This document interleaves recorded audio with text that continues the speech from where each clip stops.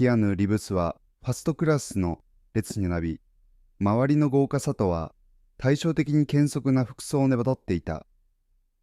億万さを隠せず、精滅の眼差しで壁を見つめるナイがいた。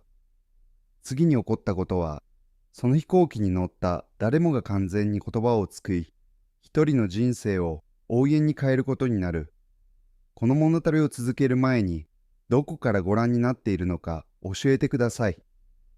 このようなストーリーがお好きなら、チャンネルを登録してください。明日はまた特別なストーリーをお届けします。ロサンゼルスの空港はいつものように混雑していた。行き交う人々、混じり合う会話、歪みが向きに転がる荷物。そんな中、一人の町がファーストクラスの列に落ち着いて戻っていた。その納めこそキアヌ・リブスだった。チェック病のシャツに彫刻したジーンズ、擦り切れたブというシンプルな服装。世界中を旅してきたようなバックパックをたざほっていた。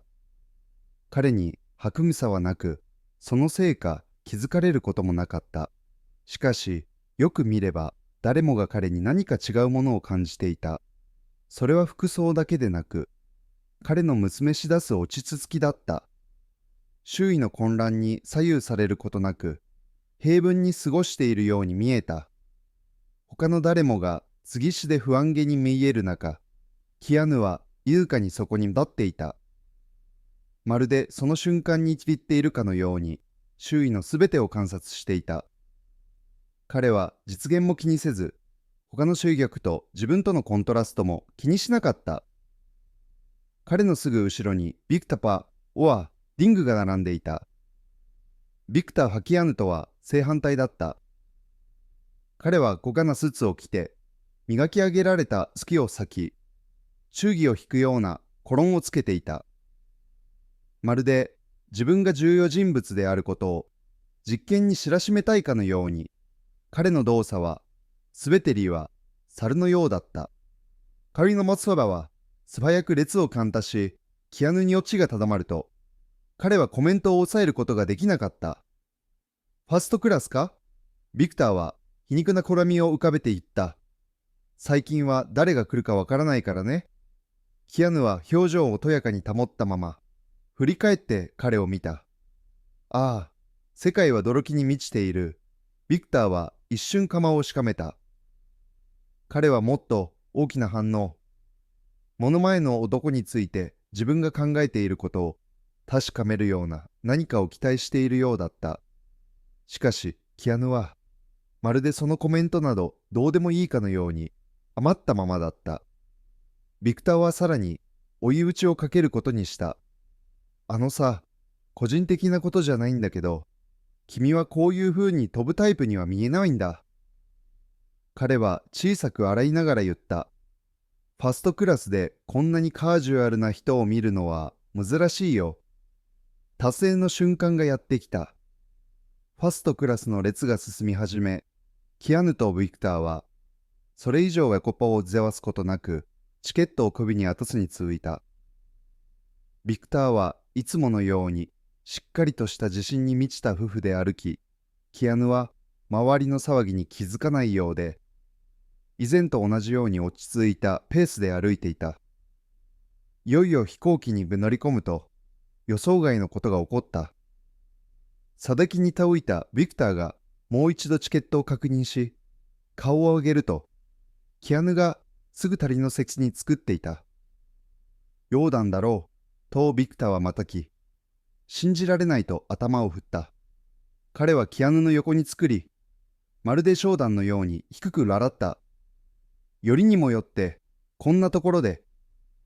キアヌは変わらず、まろやかな態度で壁を見つめ、わずかに肉まんだ。じゃあ、一緒に旅をすることになりそうだね。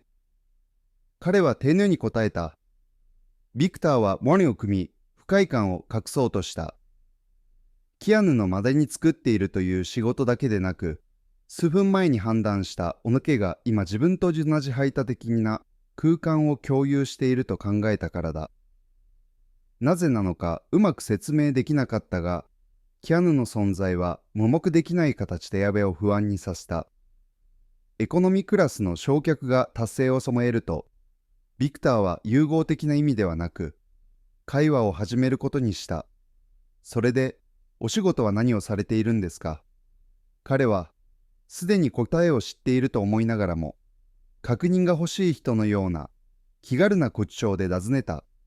前の佐々木の下でバックパックを調整していたキアヌは顔を上げ、映画の仕事をしている、と簡単に答えた。ビクターは驚いたように顔を寄せた。なるほど。コマーシャル？小さい仕事？キアヌは少しがやさんで手を振った。そんなところだよ、ビクターは追いやった。僕はいつも人が自分の劇場所を見つけようとするのがましも白いと思ってきたんだ。例えばファーストクラスのようにね。キアヌはしばらく彼を見て状況を判断したが、冷静さを保った。誰にでも劇場所があると思うんだ。キアヌは答えた。ビクターは短く笑った。それはいいね。哲学的でさえあるけど、現実の人生はそんなに単純じゃないんだ。キアヌはすぐには答えず、会話が終わったかのように、ストの方を振り向いた。しかし、ビクターはまだ終わっていなかった。いいかい？ビクターは少し彼の方に体をかねつけて言った。君はここに作っているかもしれないけど、お金で買えないものもあるんだ。ある場所は決してある人のものにはならない。この時、キアヌは言葉では答えなかった。キアヌは忍耐と一然とした態度をやみならせ持つ表情で、ただしばらく彼を見つめた。それはどんな言葉よりも多くを語るような表情だった。ビクターは自分の蒸発が思うような効果をもたらさなかったことを今取り、満足げな髪を浮かべながら昔にもたれかかった。彼は自分が優位に立っていると思っていたが、立ち居はまだ始まったばかりだった。ビクターは自分が主導権を握っていると確信していたが、キアヌの冷静さには彼が予見できない何かが隠されていた。時間を追うごとに、ただの会話に思えたものが、もっと大きなものに変わっていった。飛行機はすでに上空にあり、機内サービスが始まった。フライトアテンダントがファーストクラスを移動し、飲み物を提供した。シャンパンをお願いします。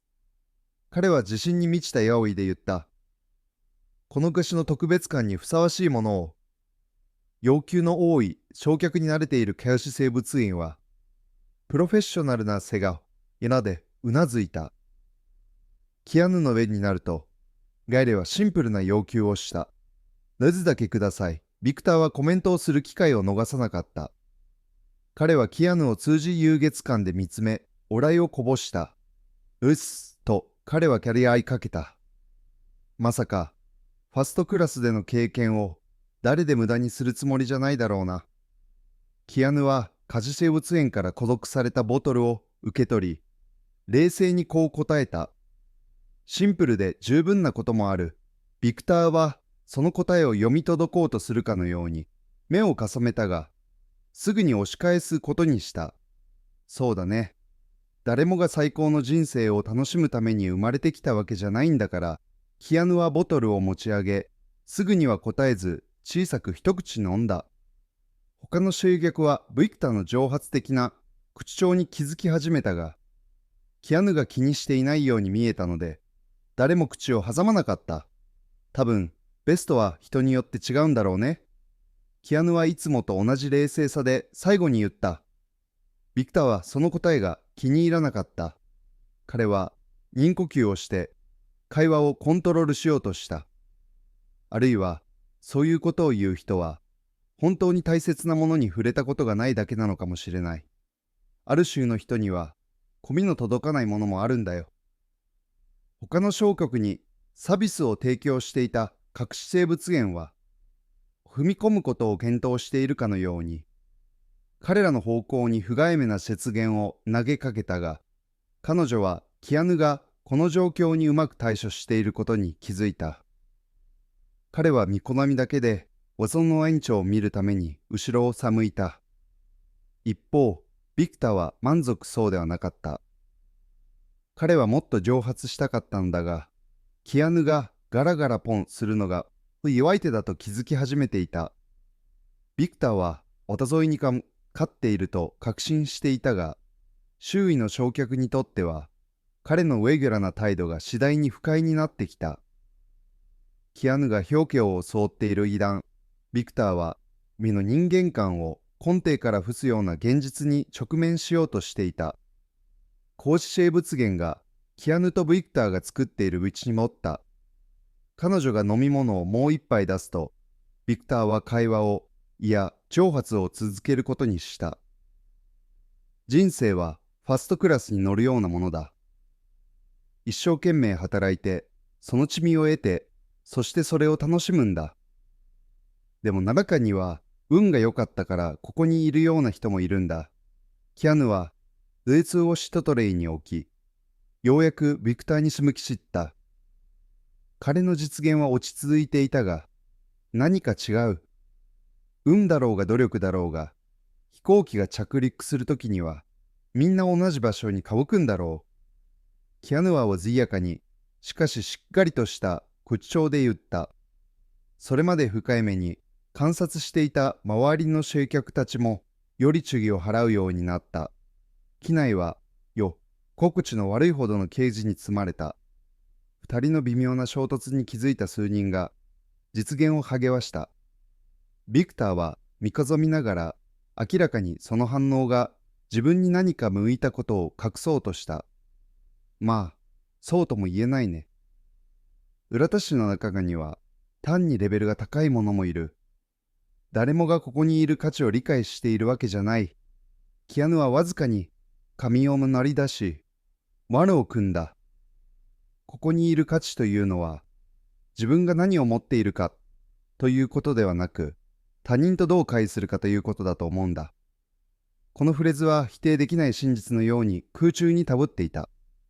何人かのシャコミニの玉はいざかにうなずき、他の宗教は納得したような実現を励ました。一方、ビクターは着心地が悪そうだった。カラバロイ飛ばそうとしたが、緊張が見え始めていた。それはいい。一流の自己啓発哲学だ。やる気を起こさせるような公言を考えた方がいいかもしれないね。彼は皮肉な口調を転がけて言った。キアヌは短く眠そむと、前を向き直し、それ以上何も言わずに会話を終えた。彼の冷静さは、どんな言葉よりも大きく物足りているようだった。周りの周囲局も微妙な反応を見せ始めた。ひまき合う者もいれば、不服そうな表情でビクターを見る者もいた。数列後ろに作っていたカップルは、キアヌに気づいていたようで、彼のプライバシーを尊重しながらも、明らかに彼の対応に感心してなまっていた。一方、ビクターは自分が見られていることに気づき始めた。カッテハ自身に満ちていた彼の創生意がわずかに変わり始めたが、彼はまだ自分がコントロールを失ったことを認識ができていなかった。ビクターは自分が論争にかつっているともつていたが、周囲の反応を違うことを物がつていた。これから起こることが、自意権利欲、尊敬について信じていたことすべてに疑物を煽かせることになるとは、彼はまだ知らなかった。可視合物園がクルのグラスを回収しながら通り過ぎるとき、ビクターは自分が始めた論争にかまつことを決意しているようだった。何がおかしいかわかる？ビクターは続けた。何の取り病もない人たちはいつも顕著さとか質素さとかそういうことを口にするんだ。それに気づいたことはある？キアヌは少し髪をすなり出してビクターの目を見た。自分が持っているものについてでも多く話す人は内面ではとも空虚に感じている人であることがあることに気づいたんだ。その言葉もでは諸病さましくにつき、ビクターは一瞬愛然としたように見えた。彼は口を開いたが、すぐに適切な言葉を作ることができなかった。周りの乗客たちは実現を下げわし、中にはキアヌの蒸発への対応に感心した者もいた。あのね、失礼なことを言うつもりはないんだ。でも、世界は競争が寂しい。あなたが持っているものを見せなければ、人々はあなたを無視するでしょう。そういうものなんだ。キアヌはさすがにもたれ、冷静にこう答えた。でも、本当の成功は祖国に叫ぶ必要はないと思う。ずるかずとわかるキアヌの言葉は、機内全体に重みがあるように思えた。何人かの乗客は控えめにうなずき、他の乗客はビクターに不愉快そうな実践を眠けた。この時点で、ファストクラスの雰囲気は変わっていた。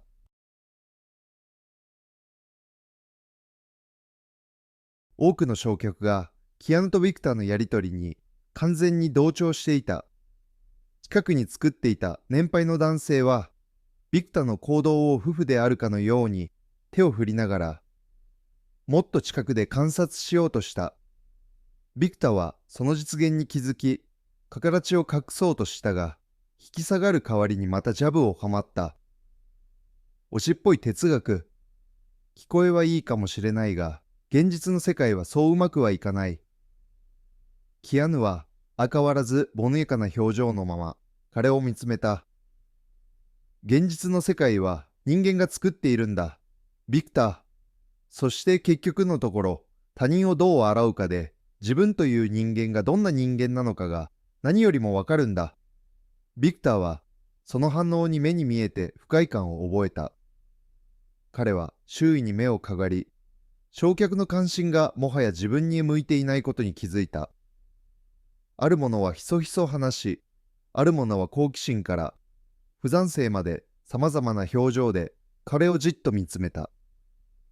ビクターは自分が優位に立つという戦略がうまくいっていないことに気づき始めていた。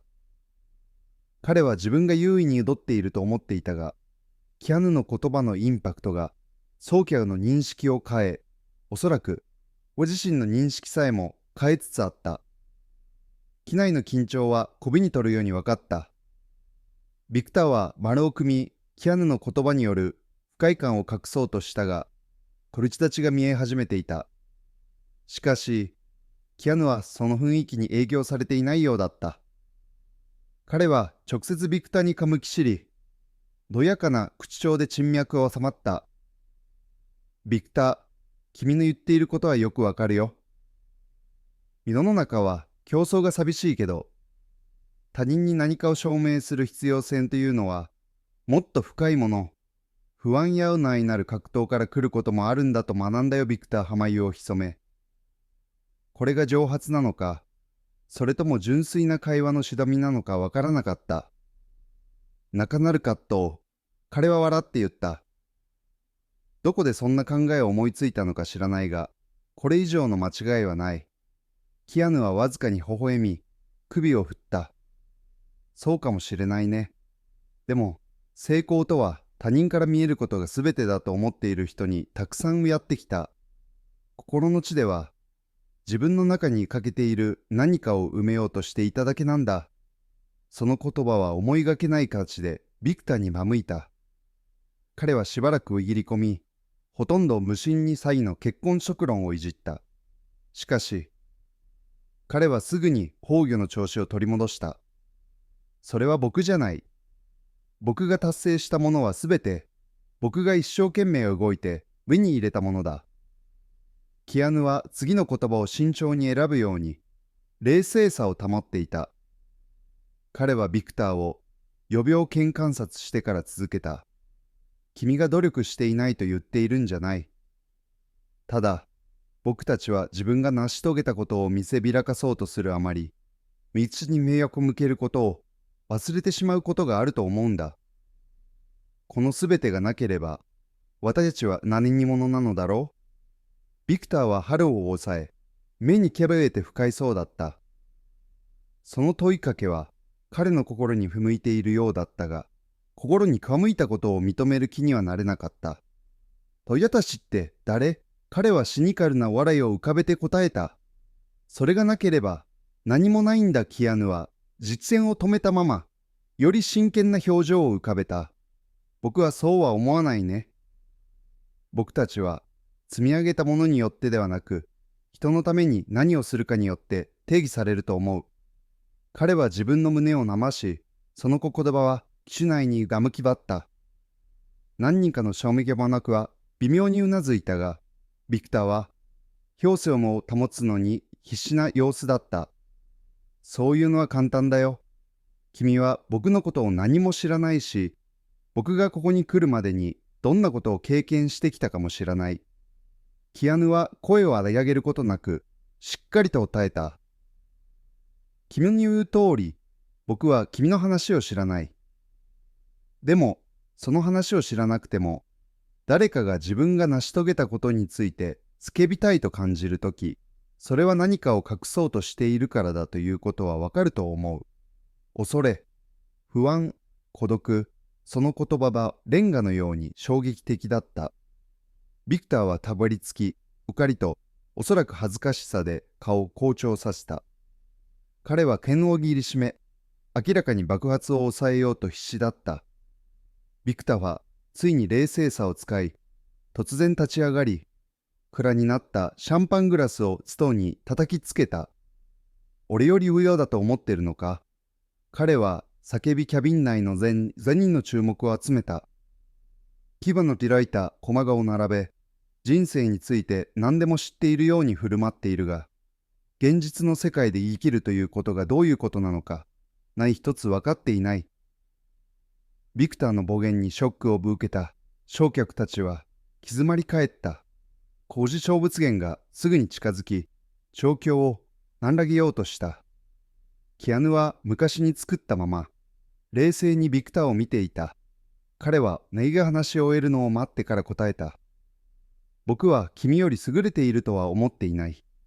ただ、世には立ち止まって、何が本当に大切なのかを考える必要があると思うんだ。ビクター、君は誰にも何かを証明する必要はないんだ。その言葉はビクターの心を深く打ったようだった。これは大きく向きをついていたが、キアヌの杖に何かを感じ、なたび合わせを下ろした。キアヌは実現をそらし、浮かりというより、破国の表情を浮かべていた。ビクターは黙って作り、キアヌのことが心に芽いた。これほど多くの人の前で、これほど無防備になったことはなかった。しかし彼はまだ、最悪の事態が、いや、おそらく最高の事態がまだ来ていないことを知らなかった。対立の青、フライトはより重い沈黙の中で続いた。ビクターは先に作ったまま、キアヌを見ないようにしていた。しかし、彼が深く動揺しているのは明らかだった。一方、キアヌは何しもなかったかのように完全にリラックスしていた。しばらくして、川橋ジェームツエンが丁寧な怪我を極限でキアヌに近づいてきた。彼女の声にコマに機内中が注目した。リブスさん、機長から東京での乗り継ぎが確認されたことをお伝えするようにとのことです。よろしくとのことです。リーブズという名前は、ファーストクラスに向き終わったようだった。それまで静かに見守っていた小五行幕の何人かが目を見開いた。機内にざわめきが広がり始め、そこでビクターは固まった。リーブス、キアヌ・シャリーブス。キアヌはコシュゼムツエンに亭主にうなずき、リロを言った。彼はビクターに向き取った。ビクターはまるで幽霊でも見るような目で彼を見ていた。どうかしたの？ビクター。キアヌはわずかに近を見ながら尋ねた。ビクターは口を開いたが、文章を作ることができなかった。彼は周囲を見回し、他の乗客が好奇の目で、パーワイによっては不相な目で彼を観察しているのに気づいた。彼は完全に迷っているようだった。ビクターは軒に拳を下ろした。彼は自分の行動を正当化しようと、いくつかの言葉をつぶやき始めた。知らなかったんだ。つまり、あなたは自分が誰なのか言わなかった。知らなかったんだ。君は君だった。キアヌはほのやかな口調を保ったが、その言葉には太さがあった。その必要はないと思った。僕は普段、自分の名前を名詞代わりに使うことはないんだ。ビクターはしばらく曲がったまま、自分を守ろうとした。あのね、そんなつもりじゃなかったんだ。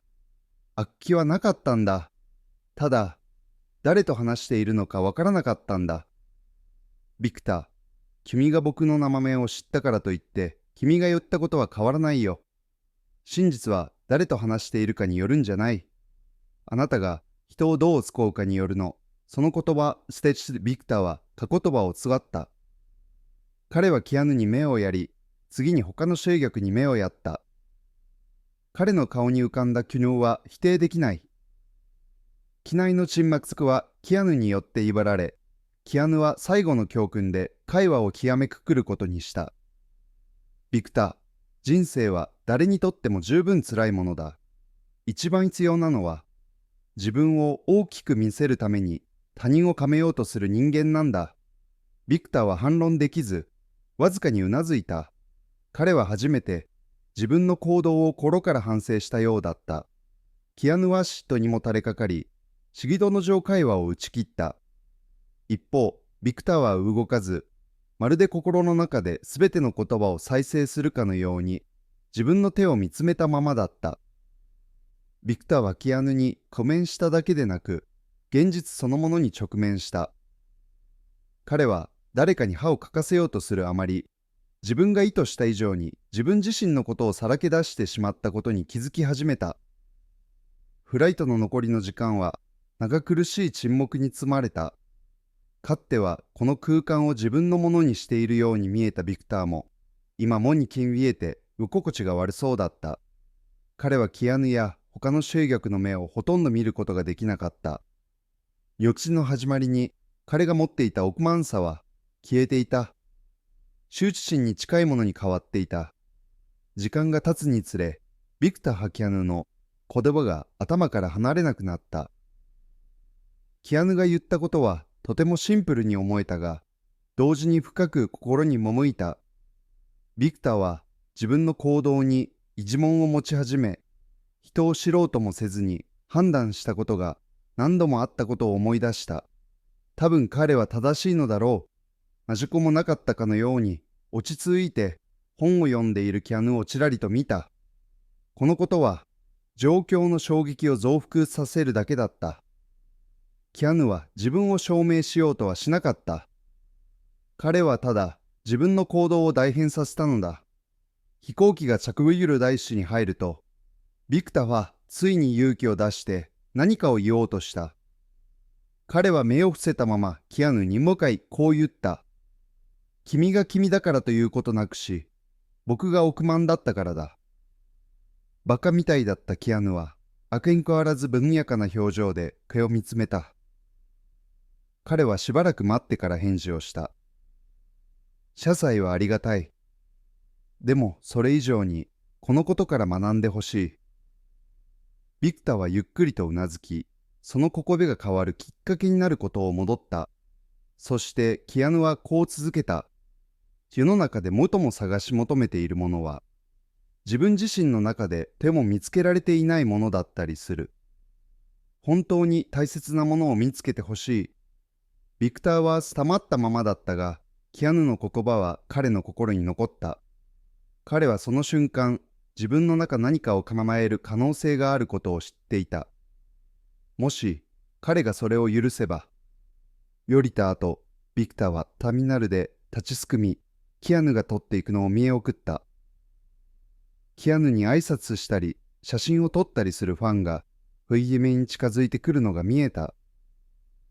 キアヌは一人行儀に忍耐と本物のキャオレアで挨拶し、急いだり、億万になったりすることはなかった。彼の素朴さと優しさは、内面から来るものであることは明らかだった。ビクターは自分の手を見て、ため息をついた。彼は自分が変わる必要があると分かっていた。キアヌの言葉がまだ彼の心に向いていた。人の本当の価値は地味ではなく、他人をどうありがうかを選ぶことだということを思い出させてくれた。キアヌが空港の人混みの仲間に言えていったとき、ビクターは何か新しい希望を感じた。あの出会いは偶然ではなかったのかもしれない。やり直すチャンスだったのかもしれない。結局のところ、私たちは自分自身を切り作る選択を背負っている。他人を感動させるために生きているのか、それともより良い人間になるために生きているのか。キアヌの言葉は明確な教訓を残している。禅の成功とは、何を達成し、何を見せびらかすかではなく、あなたが世界とあなたの周りの人々の人生にポジティブな影響を残すことなのだ。だから、今度自分が判断や衝突の場面に遭遇したら、尊敬と謙虚さが決して奪れないことを思い出してほしい。そしておそらく、あなたが世界に望む変化は、あなたから始める必要があるのだ。この物語を楽しんでいただけたなら、あなたの心を描くする物語が他にもたくさんあります。画面をクリックして、希望、思いやり、回復力の物語をもっとご覧ください。